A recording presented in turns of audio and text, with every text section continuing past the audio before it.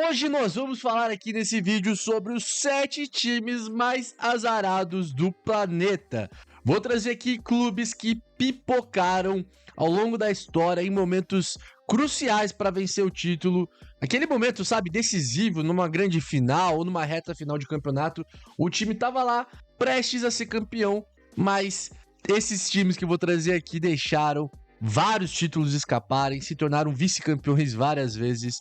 Então vamos começar aqui com o América de Cali. A América de Cali é um dos clubes mais populares da Colômbia, tem muita torcida e a história da América de Cali é marcada por uma sequência impressionante nos anos 80. O América de Cali nos anos 80, né, teve a interferência do cartel de Cali, onde eles injetavam, lavavam dinheiro, né? Com esse investimento de uma maneira não muito republicana, o América de Cali conseguiu montar times fortes, né, na década de 80, tanto que entre 85 a 87 o clube chegou a 3 finais consecutivas da Libertadores e olha só, perdeu todas. Isso mesmo, o América de Cali é tri-vice-campeão da Libertadores. Depois, em 96, novamente, a América de Cali chegou pela 4ª vez na final da Libertadores. De novo, a América de Cali perdeu o título para o River Plate. Isso mesmo, perderam 2 vezes para a equipe, para os milionários, né, para a equipe argentina.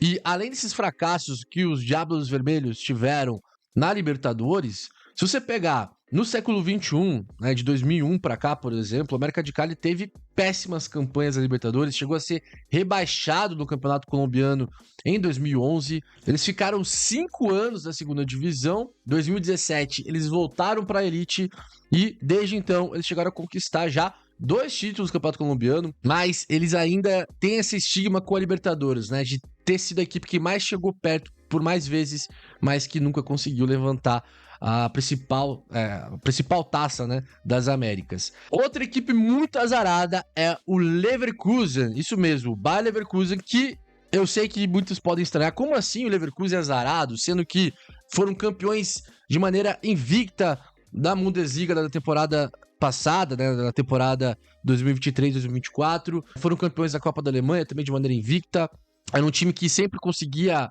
virar os jogos no finalzinho. Esse é o Leverkusen recente, mas se você pegar toda a história do Bayer Leverkusen, a história do Leverkusen é uma história de várias pipocadas épicas, de várias entregadas. Se você pegar, né, todo o histórico do Leverkusen na Bundesliga, diversas vezes o Leverkusen liderou o campeonato por quase toda a temporada, mas perdeu o título na reta final. Em 2002, por exemplo, eles viveram um ápice do infortúnio. Eles foram vice-campeões da Bundesliga, foram vice-campeões da Copa da Alemanha e foram vice-campeões da Champions League também. Todos os vices na mesma temporada, e foi principalmente naquela época que o termo Leverkusen ganhou força. Em 2009, novamente o Leverkusen foi vice-campeão da Copa da Alemanha, perdendo o título para o Werder Bremen. E na temporada 2010-2011, mais uma vez, Leverkusen fez jus ao apelido pejorativo ao ser vice-campeão da Bundesliga, perdendo o título para o Borussia Dortmund. E quando você compara, por exemplo, os confrontos do Leverkusen contra o Bayern de Munique, que muitos torcedores do Leverkusen consideram que é um dos seus principais rivais, né? Por ser a maior equipe da Alemanha, cara, o Leverkusen é quase um freguês, assim como todas as outras equipes da Alemanha, né? Mas o Leverkusen é praticamente um freguês do Bayern de Munique. Seja em finais de Copa, seja em jogos que valem a liderança, um jogo importante da Bundesliga, o Leverkusen geralmente apanha pro Bayern de Munique. Tanto que, nessa temporada agora, o Leverkusen foi atropelado nas oitavas de final da Champions League. O Bayern de Munique, no jogo da ida, venceu por 3-0 e no jogo da volta, na casa do Leverkusen, o Bayern fez 2-0, ou seja, 5-0 no placar agregado, o Bayern de Munique em cima do Leverkusen. O que nos mostra que a temporada passada foi uma exceção na história do Leverkusen, porque a regra, meus amigos, é essa: o Leverkusen sempre entregar na hora H, sempre apanhar para o Bayern de Munique e para outros gigantes da Alemanha.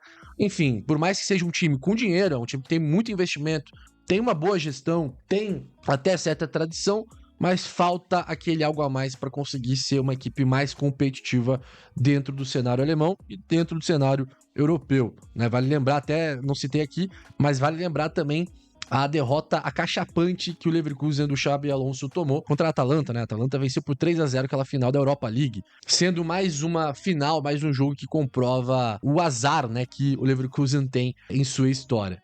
E antes de eu ir para a próxima equipe aqui, eu quero só lembrar você de deixar o likezinho aí, não custa nada. Deixa o like, deixa o joinha aqui no vídeo, se inscreva aqui no canal também, caso você ainda não seja inscrito no Futebol Revoluciona, e seja muito bem-vindo. Se esse é teu primeiro vídeo aqui no canal, seja muito bem-vindo. Eu sou o Edu, esse é o lugar para quem gosta de curiosidades do mundo da bola.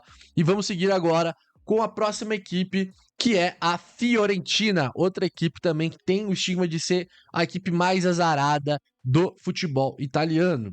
Fiorentina é uma equipe muito tradicional, tá? A Fiorentina tem torcida, tem rivalidade contra a Juventus e outras grandes equipes da Itália, mas a sua história é marcada por altos e baixos, sempre carregados por frustração. Voltando um pouco na história, lá nos anos 50, na temporada 56-57 do Campeonato Italiano, a Fiorentina perdeu o título da Série A do Calcio, o Milan venceu aquele título. Na temporada 57-58 e temporada 58-59, a Fiorentina foi vice-campeã também do Campeonato Italiano, perdendo o título para Juventus e Milan, respectivamente. Ou seja, a Fiorentina foi tri-vice-campeã italiana de maneira consecutiva, e para ampliar o número de títulos, entre aspas, de vice-campeonatos da Fiorentina, a Fiorentina também foi vice-campeã da Champions, da Liga dos Campeões, da temporada 57-58, onde a Iviola perdeu o título da orelhuda para o Real Madrid, aquele Real Madrid espetacular do Di Stefano, Puskás e companhia. Esses momentos cruciais, né, em que a Fiorentina perdia o título na hora H, na reta final do Campeonato Italiano, marcou a história da Fiorentina como uma equipe que era azarada, uma equipe que era pé fria nos momentos cruciais. Nos anos 90 e nos anos 2000, a Fiorentina conseguia montar também times fortes, né? Tinha investimento, por exemplo, teve o ataque lá com o Batistuta, Edmundo e o Rui Costa como camisa 10. Baita time, um timaço, e mesmo assim eles não conseguiram conquistar nenhum título.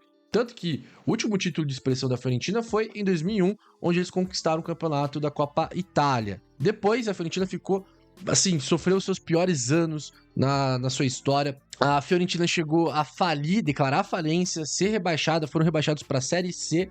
Na temporada 2002-2003, subiram da C para B. Temporada 2003-2004, já de primeira, subiram da B para A. E desde que a Fiorentina chegou a voltar para a Série A, o máximo que a Fiorentina fez foi se tornar vice-campeão da Coppa Itália e da Conference League.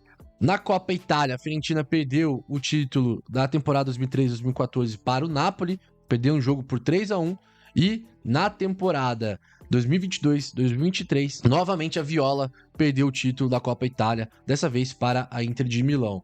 E na Conference, cara, o azar é maior ainda, né? Porque 2 finais seguidas a Fiorentina chegou na final da Conference League, né? Que foi o novo torneio criado ali pela UEFA para justamente valorizar, principalmente países que os times não conseguem ter força econômica para conseguir competir na Liga dos Campeões da Europa League.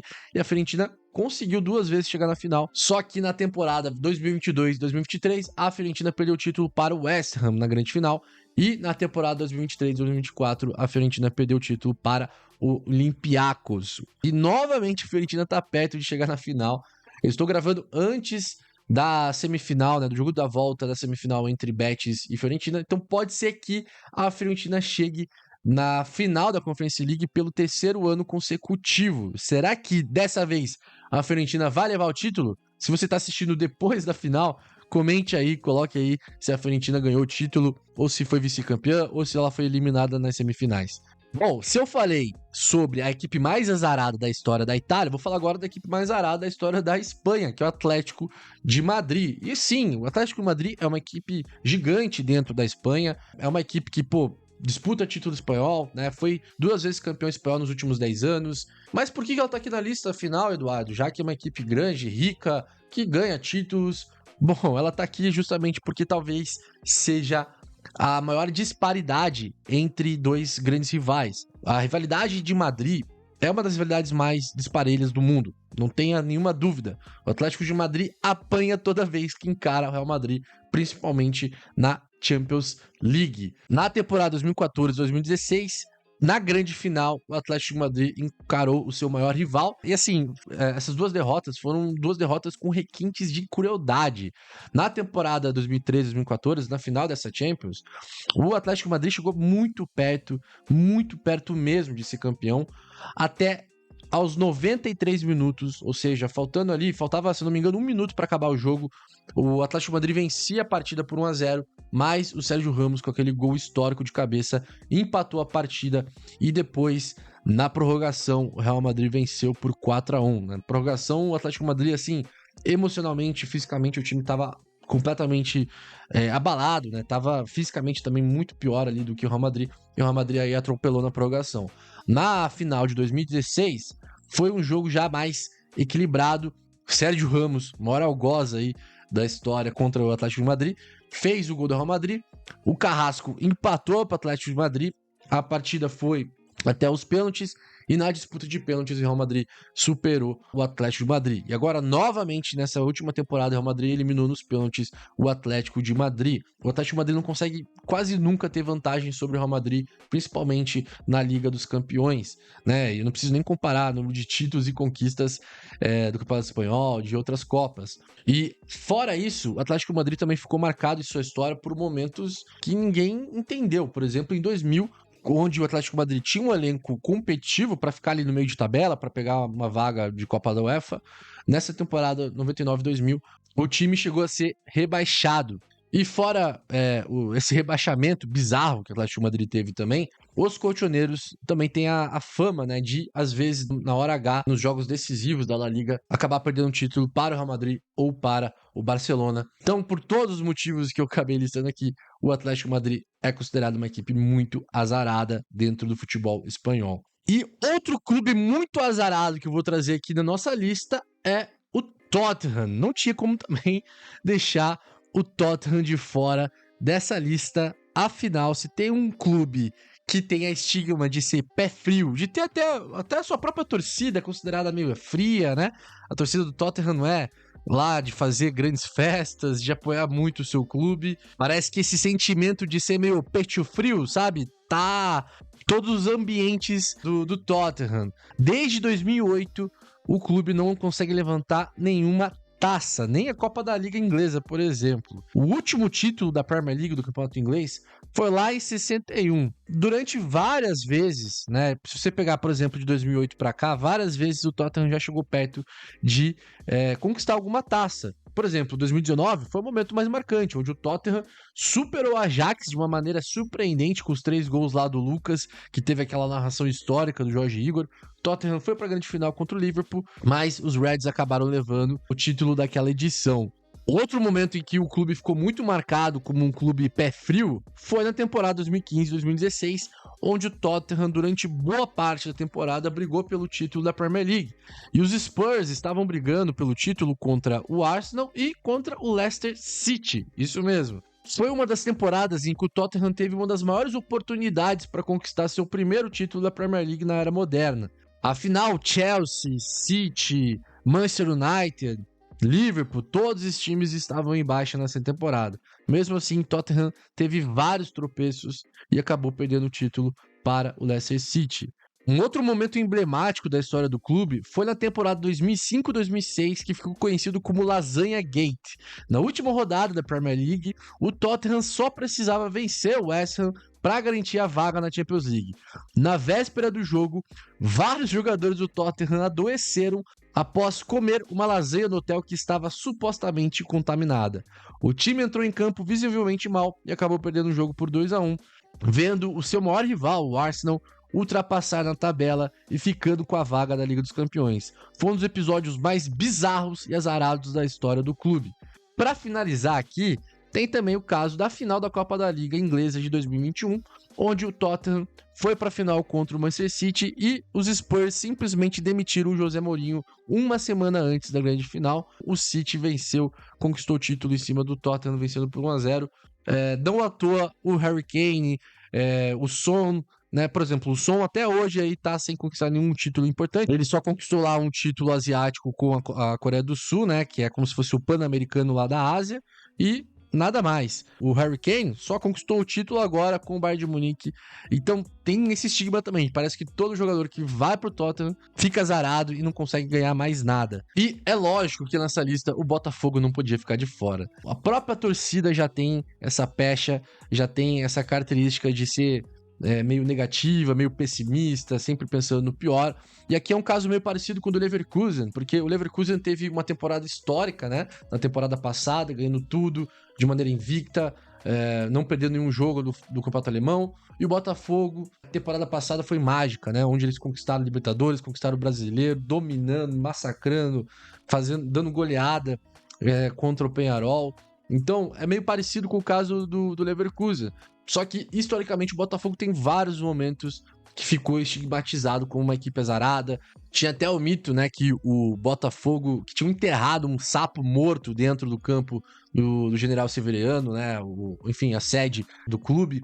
E isso começou principalmente nos anos 70, né, porque nos anos 50, nos anos 60, com Garrincha, Didi, né, Quarentinha, enfim, com Newton Santos, todos os jogadores históricos do Botafogo, o Botafogo era considerado uma das principais equipes do Brasil, era vista como uma das equipes mais competitivas do cenário nacional. Entre os anos 70 até 89, o Botafogo ficou 21 anos sem conquistar nenhum título, até vencer, né, o Campeonato Carioca de 89, com o gol salvador do Maurício. Então, com essa fila de anos sem ter conquistado nenhum grande título, ficou já essa peste de, Botafogo no momento, na hora H, numa final do Campeonato Carioca contra o Flamengo, ou contra o Vasco, contra o Fluminense, sempre acabava tendo algum azar, o juiz acabava prejudicando, enfim, sempre tinha alguma história que o Botafogo não conseguia conquistar nenhum título. Nos anos 90, aí beleza, ganhou o Campeonato Brasileiro, né, de 95, mas a história continuou. Por exemplo, em 2007, o Botafogo começou muito bem com o Campeonato Brasileiro, e com o passar do campeonato foi degringolando até, né, perder o título para o São Paulo. O São Paulo realmente merecia naquele ano, mas o Botafogo teve vários momentos de azar. Teve a final, né, da Copa do Brasil, que eu tava me esquecendo. Em 99, o Botafogo, com mais de 100 mil torcedores do Botafogo no Maracanã, perdeu o título da Copa do Brasil para o Juventude, que hoje a gente até, né, conhece bem o Juventude, é sempre uma equipe aí que tá na Série A, às vezes chega a disputar título do Gaúcho, mas naquela época, nos anos 90, o Juventude era considerado uma equipe, assim, nanica. E a fama de azar ali ficou muito grande, principalmente com esse título do Juventude em cima do Botafogo, com mais de 100 mil botafoguenses presentes no Maracanã. E fora esse fracasso monstruoso que o Botafogo viveu na Copa do Brasil, também tem os 3 rebaixamentos ao longo da história do Botafogo, né? O Botafogo foi rebaixado em 2002, 2004, 2020, também momentos dificílimos da história do Botafogo que aumentou mais ainda o estigma de ser uma equipe azarada, uma equipe que não dava nada certo, que tudo conspirava contra o Botafogo. Mas, na minha opinião, o momento mais bizarro, o maior colapso da história do futebol mundial, na minha opinião, foi a entregada bizarra do Botafogo no Campeonato Brasileiro 2023. Eu dou mais detalhes nesse vídeo aqui que eu já fiz aqui pro Futebol Revoluciona, então dá uma conferida que lá eu falo de uma maneira mais completa. Mas, cara, o Botafogo liderava até a 31ª rodada, ou seja, faltavam 7 rodadas para acabar. O Botafogo liderava o Campeonato Brasileiro com 13 pontos. 13 pontos de vantagem sobre o segundo colocado. Aí começou as entregadas, né? Começou principalmente na 31ª rodada, onde o Botafogo vencia o Palmeiras por 3-0, atropelando o primeiro tempo. Chegou no segundo tempo, o Palmeiras virou por 4-3. Na minha opinião, esse é o maior jogo da história do brasileiro dos pontos corridos, porque esse jogo aconteceu de tudo. Foi histórico, o Palmeiras virou de 3-0 para 4-3, com o Endrick comendo a bola. O Endrick jogou muita bola. Aí teve pênalti pro Botafogo, onde o Tiquinho Soares perdeu. Enfim, foi um jogaço. E a partir dali, o Botafogo começou a ter várias tropeçadas bizarras, como, por exemplo, o tropeço contra o Grêmio. O Botafogo, novamente na reta final, pipocou e deixou a equipe adversária virar. Isso aconteceu em 2 semanas consecutivas. O Botafogo vencia por 3-1 e acabou sofrendo outra virada de 4-3, com o Soares também jogando muito a bola. Cara, e aí começou... né, começou a tomar gol nos acréscimos contra o Red Bull Bragantino, que também brigava pelo título, e o Bragantino empatou a partida. Contra o Santos, contra o Coritiba, mesma coisa. Era um problema emocional que os jogadores viviam, eles não conseguiam terminar os jogos.